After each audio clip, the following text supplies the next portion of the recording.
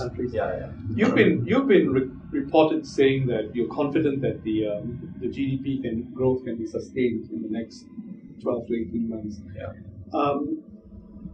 In the US, there is a lot of interest and concern about the kind of data that comes out of China. And if you look at bank lending growth, the American Enterprise Institute, for example, issued a report saying that GDP growth in China takes into account bank lending at the point of disbursement, not at the point of actual usage in the economy. So you don't know where it's been allocated to, but you know it's been dispersed. Consumer spending, for example, it's about how much money is out there in the marketplace rather than billings at the till, for example. What is your reaction to the concerns about the data coming out of China not being really representative in the same way as, say, US data? Yeah, that's possible. That's possible.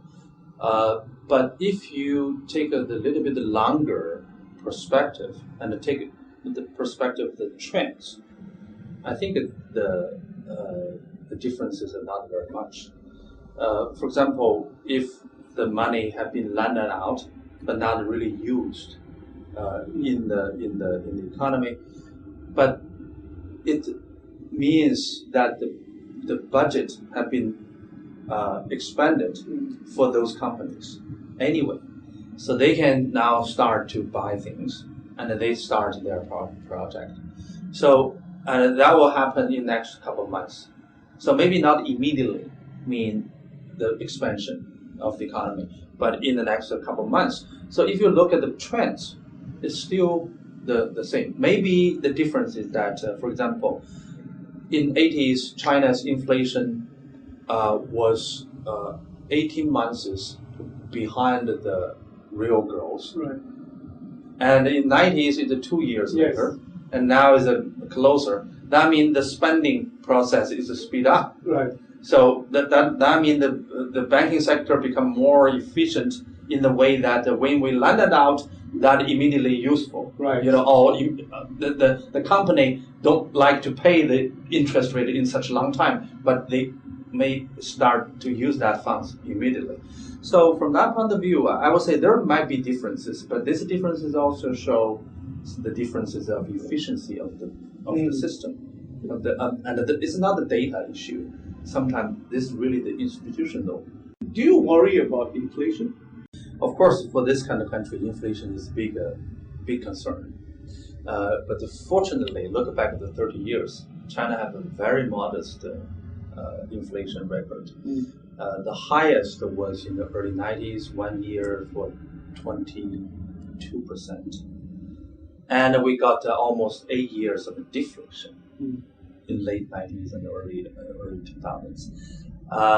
And we are in the deflation now.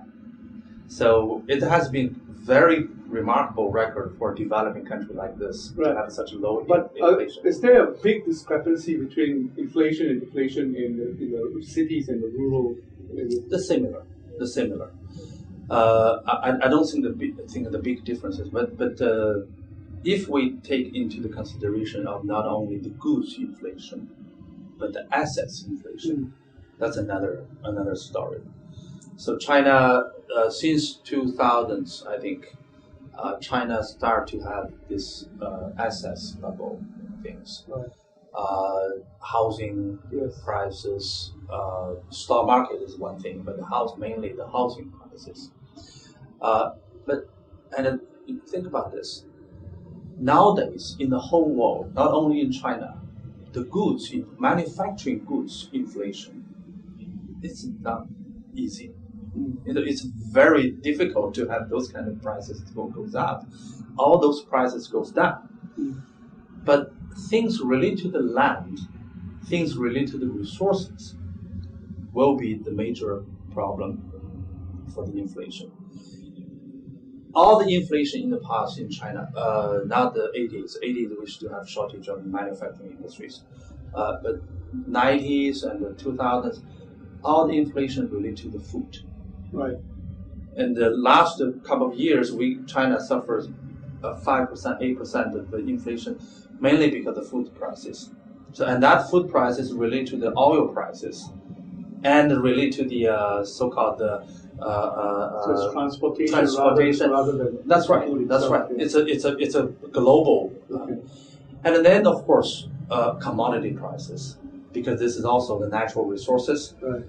And with the growth of China, growth of India, growth of the developing countries, demand for those resources are increasing. Okay. So the major concern in the future is not the goods. Number one is the assets. Mm. And of course, it's going to be some kind of increase of the housing prices anyway. And secondly, the commodity prices. Mm. Food for China in the foreseeable future is okay. We have good harvest. Government have a very restrictive control on the land and on the land use. So we'll try to control the land for the farming. Right.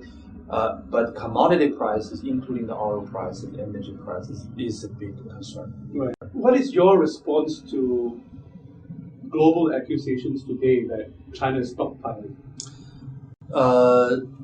Some companies are stockpiling because they are using the opportunity of the low prices. Okay. It's natural. Anybody do the same thing. I think it's a natural. It's not China's stockpiling. I hope, for my personal concern, China have not doing so well for that. Right. We needed. In the past, China always buy things at the high prices, right, rather than low prices, and China have a very limited capacity of holding things. Right. Those kind of the storage capacity is very limited. That because people expectations of the rise of oil prices and commodity prices is there. That's why people do it. Is it in China's interest to build a commodities exchange in China? That's one of the, I would say, the problem of China's financial and the market system. We need a future market more. We need this commodity market to offset the cycles. But another development is Hong Kong. Somebody in Hong Kong is building up a new commodity exchange. So that's maybe Hong Kong is it's good natural natural place to do this.